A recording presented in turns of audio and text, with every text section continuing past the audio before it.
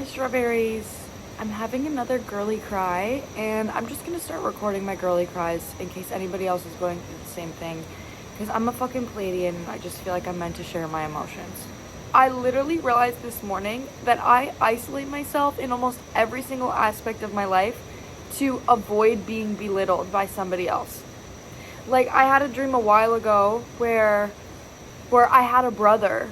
Like, he wasn't even my brother in the dream, but he was he was perceiving me as naive. And the only way I had to defend myself through that was literally me saying, well, I actually literally only have one friend. Like, I'm actually really cautious about who I spend my time around. And then I literally woke up realizing I isolate myself and keep my circle small to avoid somebody else perceiving me as needy. And then I'm also realizing right now that I avoid external help, external support. Like, I am in the process of starting my journey of becoming an NLP coach. And that requires me to actually get coached by somebody else.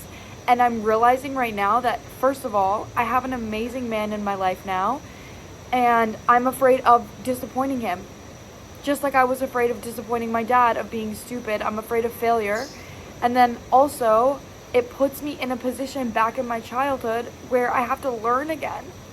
And when I was learning as a child, I always felt stupid and belittled. So I'm like, okay, if I'm only learning for myself, and I'm only like, all of the knowledge that I'm learning is from me observing myself, then I have physical evidence that I'm not stupid and that I'm not dumb.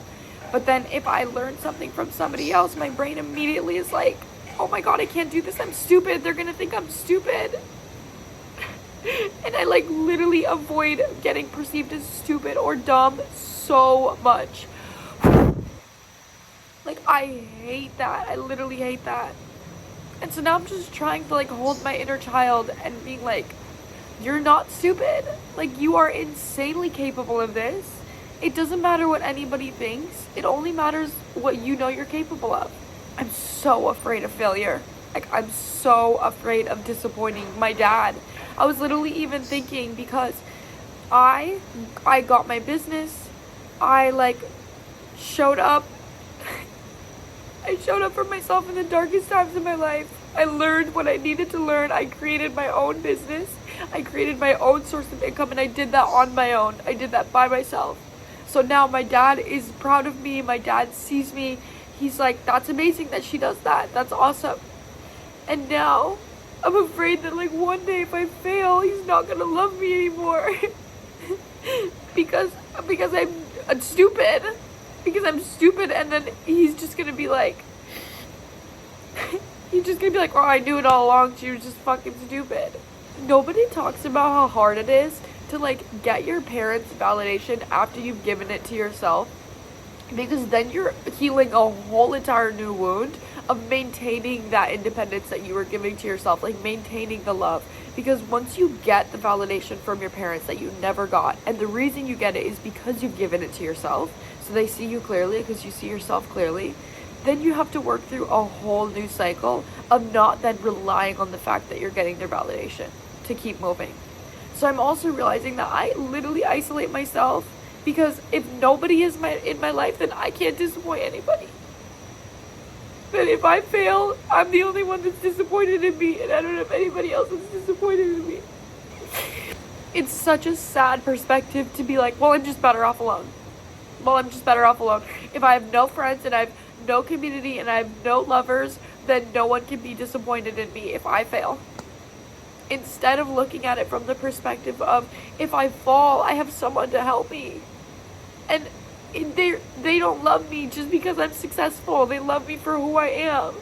So definitely a part of my identity is my job, or is my business, or is like what I create for myself. Because then I believe that I'm not lovable. I'm not capable of being loved unless I'm proving that I'm smart and I'm successful. And that totally mirrors my childhood of me consistently feeling stupid and dumb.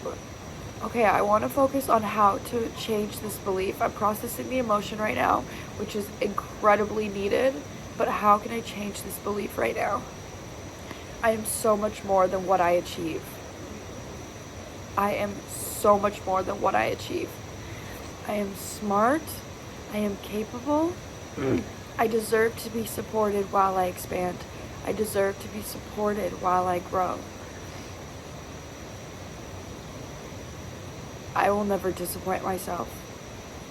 That's it, because I'm afraid of disappointing myself. That's what's causing me to fear disappointing others, is because I know how it feels when I disappoint myself.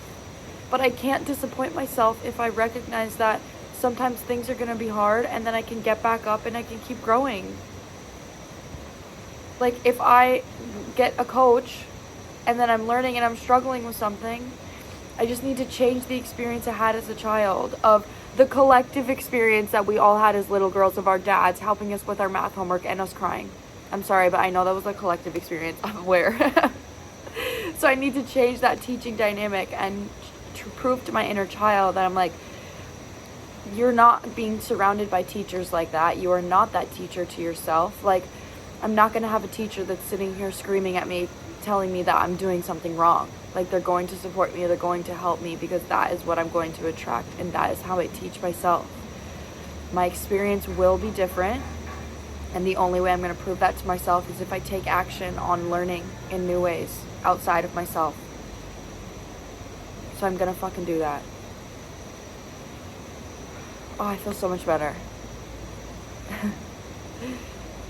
Thank you for listening. I love you.